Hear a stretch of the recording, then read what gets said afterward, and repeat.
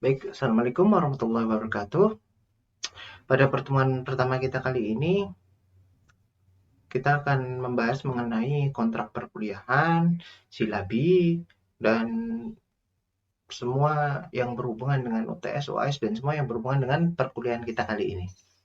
Baik, pertama-tama mari kita semua berdoa dulu pada pertemuan pertama kali ini.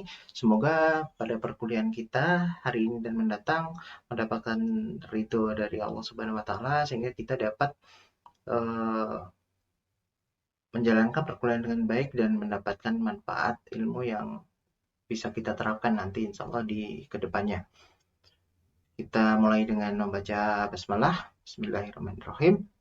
Baik, pertama perkenalan dulu. Nama saya Andi Batiar Sema.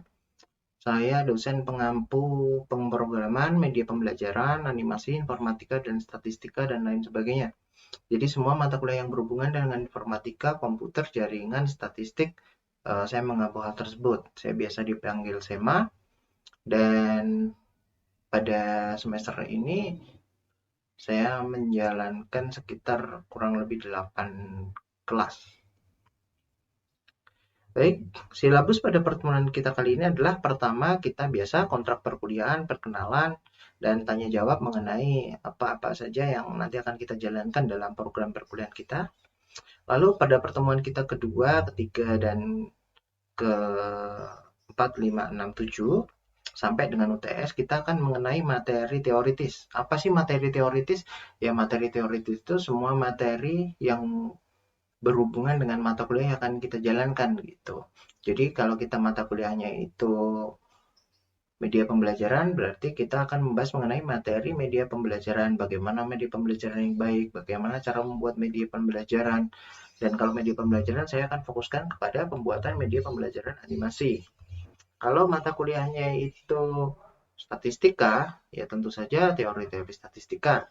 Ketika mata kuliahnya itu desain web, ya tentu saja akan saya ajarkan teori-teori tentang bagaimana cara mendesain sebuah web agar menarik, baik, dan bisa memberikan user experience yang baik seperti itu. Baik, setelah materi teoritisnya selesai, tenang saja, pada pertemuan-pertemuan ini saya sadar bahwa kalian itu tugasnya pasti sangat banyak dan kalian tidak hanya ngambil dalam satu atau dua mata kuliah, mungkin kalian bisa dalam satu semester itu sampai 6 atau 8 mata kuliah. Sehingga kalau semuanya dikasih tugas itu satu minggu kalian pasti pusing, satu minggu 8 tugas. Jadi untuk pertemuan kuliah kita itu tugas tiap pertemuan itu tidak ada. Jadi kalian belajar secara mandiri mengenai materi-materi teoritis dengan berdasar modul ataupun penjelasan yang saya berikan melalui YouTube seperti itu. Kenapa saya pakai YouTube? Kalau pakai YouTube itu artinya kalian bisa ngirit kuota, artinya mungkin kalian bisa nebeng wifi di tetangga, temen atau siapa gitu. Jadi kalian download dulu sehingga nanti kalian bisa pelajari seperti itu. Lalu pada UTS, UTS itu ada tugas. Tugas di UTS itu adalah kalian nanti membuat makalah di sini. Makalahnya itu berupa suatu ringkasan tentang materi yang saya berikan dan bagaimana kesimpulan kalian terhadap materi-materi yang sudah saya berikan itu gitu. UTS-nya cukup seperti itu dan itu tugasnya kelompok. Baik, selanjutnya ketika pertemuan kita setelah UTS itu adalah kalian membuat praktek. Jadi kalian praktek itu setelah kalian mengerjakan tugas UTS, saya akan memberikan tugas terakhir. Jadi tugasnya hanya dua, UTS dan UAS, yang sekaligus menjadi tugas UAS kalian. Yaitu tugasnya adalah kalian membuat proyek akhir. Kalau media pembelajaran berarti proyek akhirnya adalah kalian membuat media pembelajaran animasi. Kalau mata kuliahnya desain web, berarti kalian membuat suatu website yang bisa diakses, yang baik, seperti itu. Dan nanti per kelompok kalian akan punya giliran untuk melakukan presentasi terhadap apa yang sudah kalian buat dalam proyek akhir tersebut. Sehingga nanti saya dan teman-teman dalam kelas itu bisa memberikan masukan-masukan dan kalian bisa memperbaikinya nanti dikumpulkan terakhir ketika kalian nanti UAS.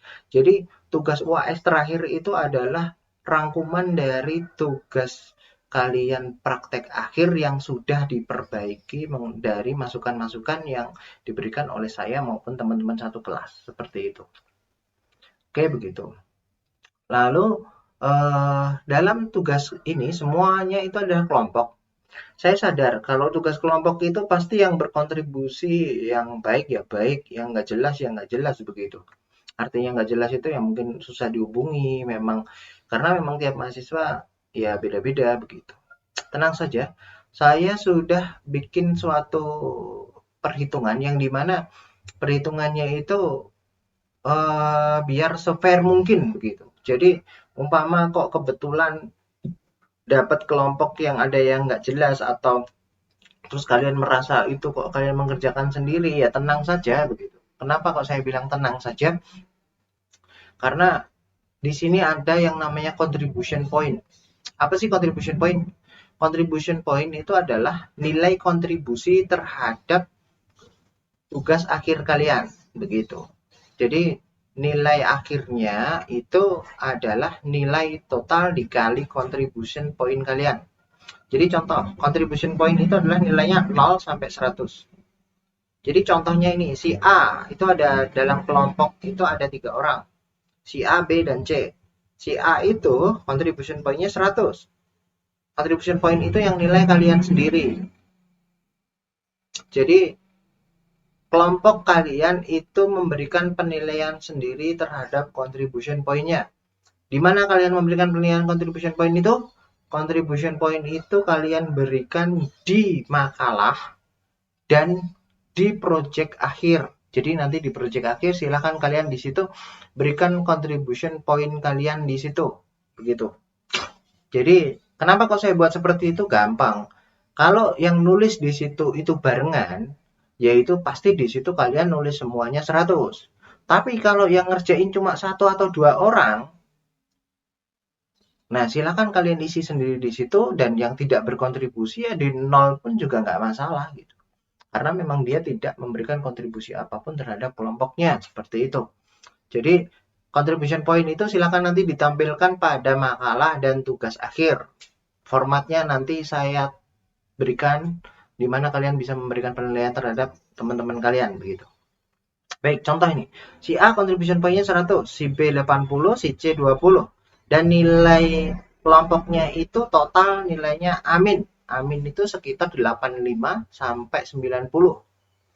Nah, jadi si A ya berarti 100 bagi 100 kali amin, berarti nilainya tetap amin. Si B berarti jadi B+, karena contribution point-nya 80. Dan si C contribution-nya cuma 20, sehingga dia jadi D. Kalau mama si C ini 0, ya ini berarti E, begitu. Jadi nanti kalian nggak usah heran ketika satu kelompok itu kok nilainya beda-beda, gitu. Satu nggak berkontribusi, satu berkontribusi lebih, ya pasti beda, gitu. Oke, itu mengenai contribution point. Dan yang terakhir adalah ini kontak saya. Jika ada sesuatu mengenai perkuliahan, silakan kalian kontak saya. Tetapi saya sangat menyarankan ketika kita melakukan komunikasi, itu semua dilakukan melalui WA Group. Kenapa? Karena di WA Group itu biar recordnya jelas, yang lihat banyak orang. Sehingga kalau umpama ada sesuatu pertanyaan yang sama, itu saya tidak perlu menjawabnya beberapa kali, seperti itu. Silahkan pertanyaan apapun di WA Group, nggak masalah. Mau itu pribadi, kalian mau protes nilai sekalipun, silakan dilakukan di WA Group, seperti itu. Jadi apapun yang komunikasi kita tentang perkuliahan, kita lakukan di WA Group. Baik, itu saja dari saya. Kita lanjut di diskusi kita di WA Group. Ketika kalian punya pertanyaan, kritik, saran, atau apapun tentang perkuliahan kita, silakan didiskusikan di WA Group. Terima kasih. Wassalamualaikum warahmatullahi wabarakatuh.